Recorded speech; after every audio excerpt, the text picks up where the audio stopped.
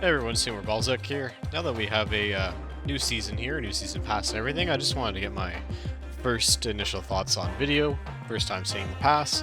I apologize for not posting content lately. Unfortunately, I was really sick for about 4 weeks, but I'm finally over that, so hoping to get some more content put out here. Gonna have this season pass video, hopefully make a deck video building around Zabu.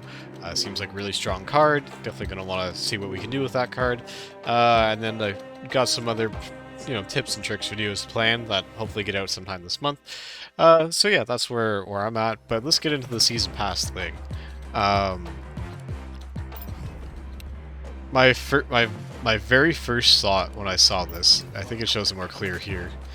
The Zabu variant is just Zabu but facing right, which I find kind of funny. Yeah, you can see Zabu there. That's regular Zabu, and this is the variant. It's just Zabu but facing right. So I don't necessarily put like a ton of stock into getting this variant. It's pretty whatever to me. Free credits right off the bat. That's always good. Free gold, free credits. The mystery variants looks like they're locked behind the pass again. Titles and boosters, like, literally don't care about those. I really don't like that titles are on the track. I really wish they did, like, achievements for titles. Titles just kind of feel like, once you have more than a couple, it's like, okay, cool. I have, like, a billion of these. I can use one, and they don't, like, mean anything. More credits. Free credits is awesome. Some paid gold. The avatars are paid, which is fine. Free credits. Paid gold, free credits. I like the Khazar variant. And it is not free. So it looks like the variants, some of the variants are free in this one. Yeah, free gold. Mystery variants locked again. I believe they started doing this last battle pass. I can't remember exactly, so someone correct me if I'm wrong, but I remember some of the variants being free on the Miles Morales Spider-Man pass. That's the when I started playing the game, so I don't know about earlier. But I'm pretty sure with Surfer, they switched all the variants behind the pass. So it looks like they're sticking with that, unfortunately. I like this card back. I thought I was going to use the Panther one for, well, forever, because I really like that one, but this one might end up on some of my decks. I like this card back. Credits are always good, don't care about titles, free credits are even better.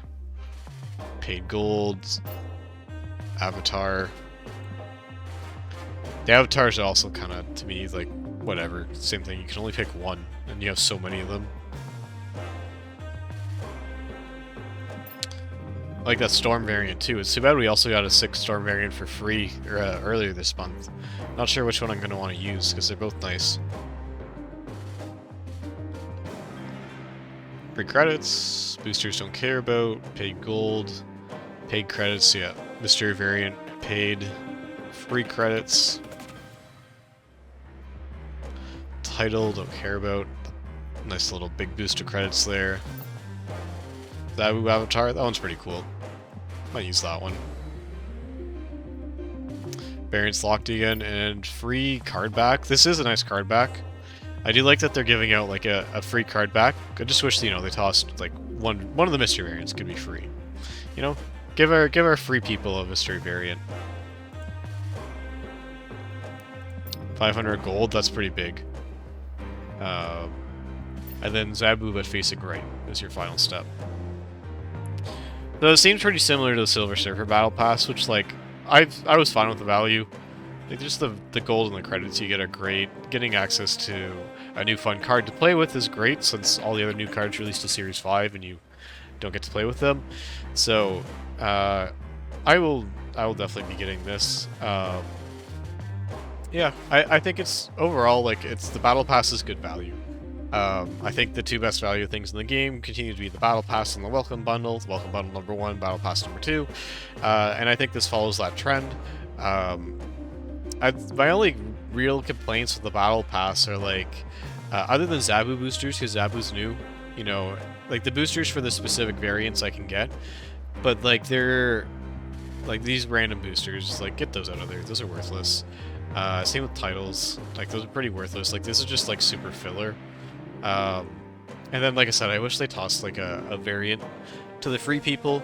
But overall, like, I have no issues with the Battle Pass. Those are, like, pretty minor things.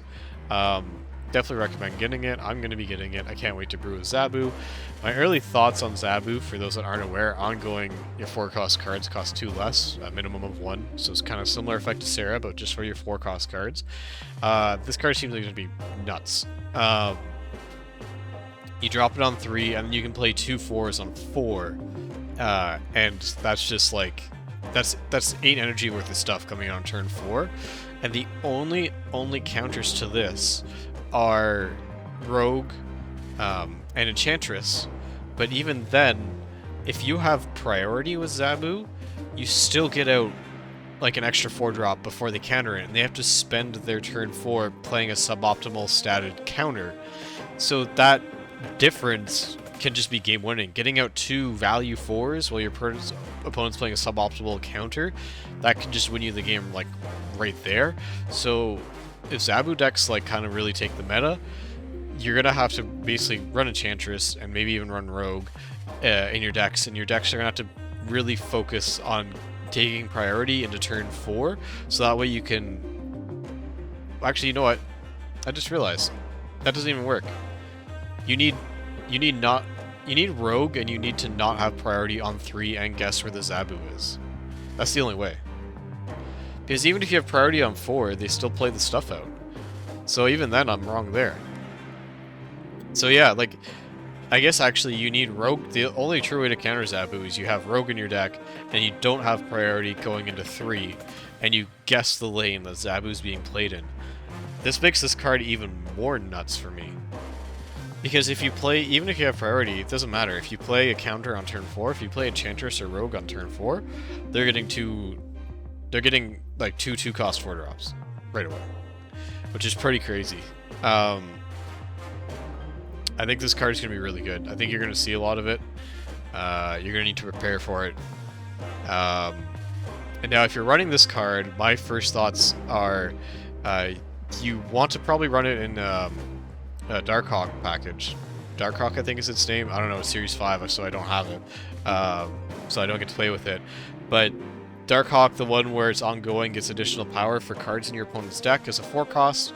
And then a critical card for it, Rock Slide, is also a 4-cost. And Zabu needs a couple token cards to throw out on turns 1 and 2. Well, guess what? 2 other good cards for the Darkhawk package are Korg and Black Widow. There's your turn 1 and 2 into a turn 3 Zabu, and then into, you know, a turn 4 you can drop like Rock Slide Darkhawk. You know, turn 5 Mystique the Darkhawk. That'll be pretty strong. Another good card for these decks will be Sarah. Sarah can reduce the cost of all of your 4-drops to 1 with Zabu, so you can theoretically play out 6 4-drops on turn 6, which is like that's pretty nuts, right? Like, you're playing out 24 energy worth of stuff. So I think like, Surfer was insanely strong. It's probably the best 3-dropper in the game. Zabu might pass that. We'll have to see, but I think this is going to be a really good card, and Battle Pass might be worth it alone just for getting this card. Anyway, sorry I rambled a little bit, but those are my thoughts on this card.